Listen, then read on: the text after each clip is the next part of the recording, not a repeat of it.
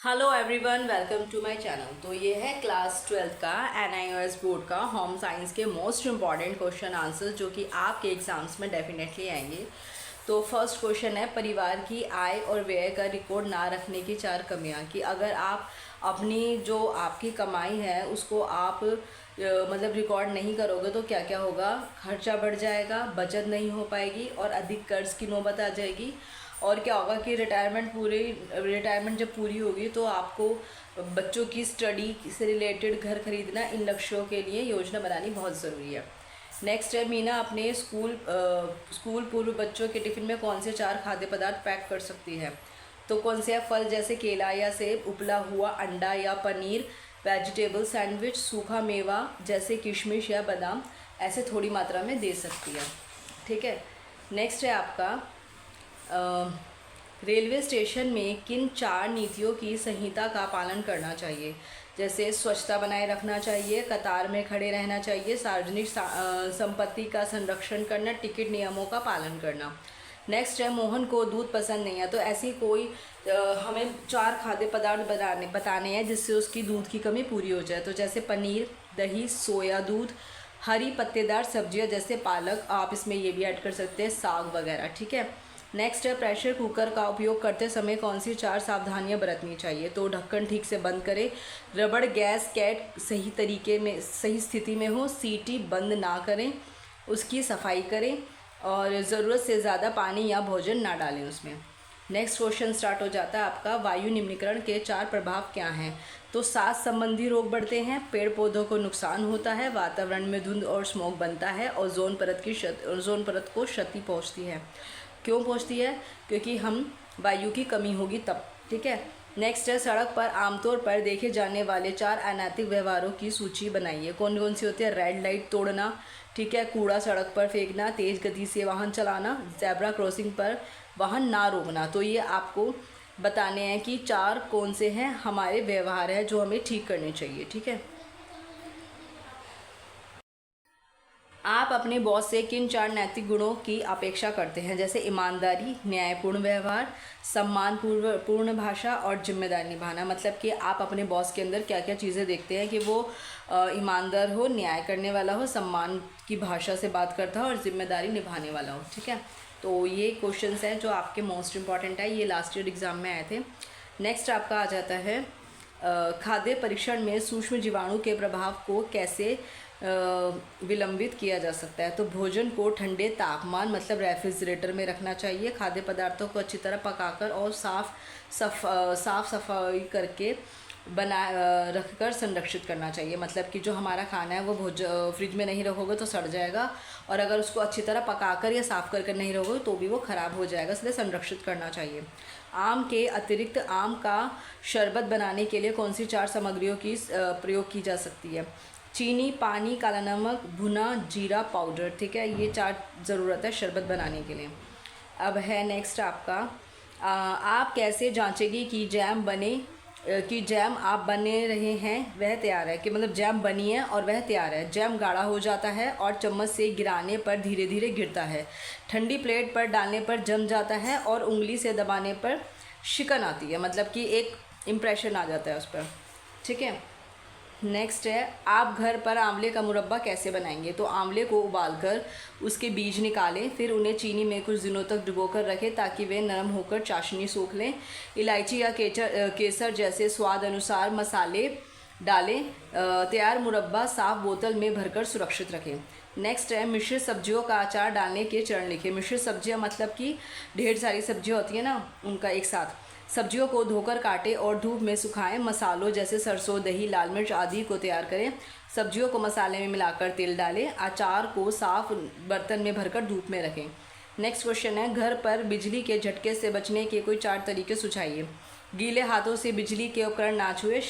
खराब वायरिंग या खुले तारों को तुरंत ठीक कराएं। उपकरणों में अर्थिंग सही होनी चाहिए। बच्चों को बिजली के बोर्ड व प्लग से दूर रखें। ये तो आपको भी आता है, आप भी एक नॉर्मल लैंग्वेज में लिख लोगे तो आपको अच्छे मार्क्स मिल जाएंगे। ठीक है। नेक्स्ट है, फूल सज्जा में टहनियों और पक्षियों की क्या भूमिका होती है। मतलब सजावट के लिए। ठीक है। टहनियाँ सजावट को प्राकृतिक और आकर्षक रूप देती हैं जिससे गहराई और बनावट मिलती है। पक्षियों की आकृतियाँ सजावट में जीवन और सौंदर्य प्राकृतिक वातावरण का अभाव करती हैं। डेकोरेशन से रिलेटेड है, ये अपनी लैंग्वेज में कर लेना। आप एक छोटे डिज़ाइन को बड़े डिज़ाइन में कैसे बदलेंगे? एक छोटे डिज़ाइन को बड़े डिज़ाइन में बदलने के लिए स्केलिंग का उपयोग किया जाता है। इसमें डिज़ाइन के सभी भागों का आकार अनुपात में बढ़ाया जाता है, जिससे डिज़ाइन का आकार बड़ा हो जाता है लेकिन उसका रूप वही बना रहता है। ठीक है, आपको ये एडजस्टमेंट बतानी है कैसे होगी।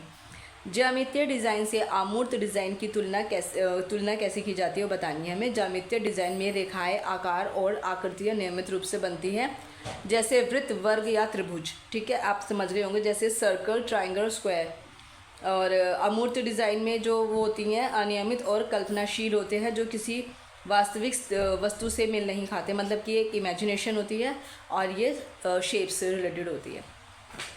अब हमें इसको क्या करना है, अब हमें इसका बताना है तुलना, मतलब कंपैरिजन। ज्यामितीय डिज़ाइन नियमित तथा गणनात्मक होता है, और गणनात्मक का मतलब होता है मेज़र करके होता है, और अमूर्त डिज़ाइन क्या होता है, अनियमित और भावनात्मक होता है, मतलब कि वो एक फील कर सकते हैं।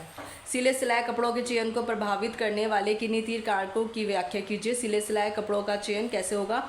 अवसर, विशेष अवसर जैसे त्यौहार, विवाह या दफ्तर के लिए अलग अलग प्रकार के कपड़े चुने जाते हैं। मौसम के अनुसार कपड़े जैसे पहने जाते हैं, जैसे गर्मी है तो हल्के रंग के, सर्दी है तो डार्क कलर के मोटे कपड़े पहने जाते हैं।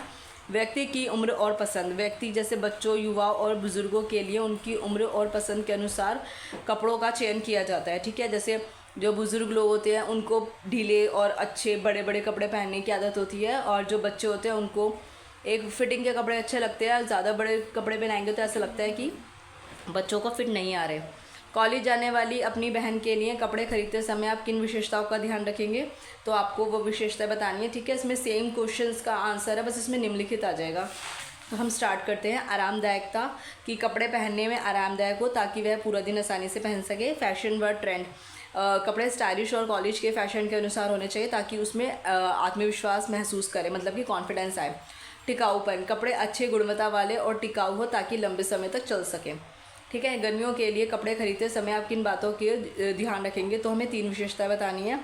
फर्स्ट है कपड़ों का आकार, जो गर्मियों के लिए सूती, मतलब कॉटन, लीलन जैसे प्राकृतिक रेशों वाले कपड़े उपयुक्त होते हैं, क्योंकि ये हल्के शरीर को ठंडक प्रदान करने वाले होते हैं, मतलब इसमें गर्मी नहीं लगती।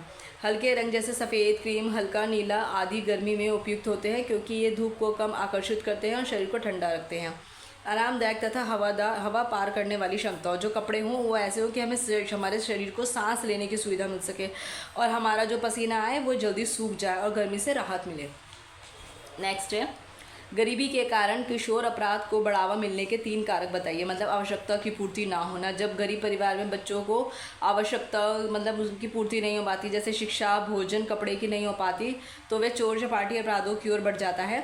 नेक्स्ट है शिक्षा और मार्गदर्शन की कमी, परिवार में बच्चों की शिक्षा का अभाव, सही मार्गदर्शन ना मिलने के कारण किशोर गलत संगत में पड़ जाते हैं। ठीक है, तो अपराध की ओर झुक जाते हैं। थर्ड है आर्थिक दबाव और बेरोजगारी, और किशोर का जैसे होता है ना कि भाई कुछ भी ना दे पा रहे हैं, उनको कम उम्र में वे अपराध की ओर बढ़ जाते हैं, तो रोजगार के लिए।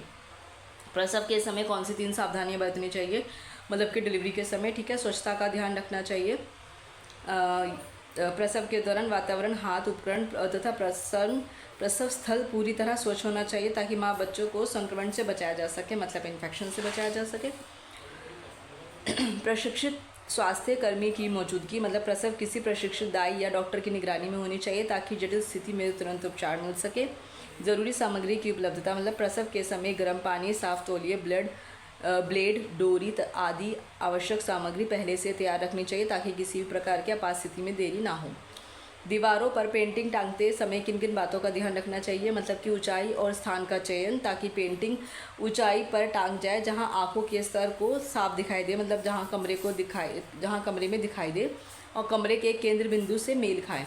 दीवार का रंग और साज सज्जा, पेंटिंग का रंग और डिज़ाइन दीवार के रंग और कमरे की सजावट से मेल खाना चाहिए ताकि समरूपता बनी रहे। सुरक्षा तथा स्थिरता, पेंटिंग की मजबूती से टाँका जाए ताकि वह गिर ना सके। कील, हुक या फ्रेम आदि गुणवत्ता होनी चाहिए।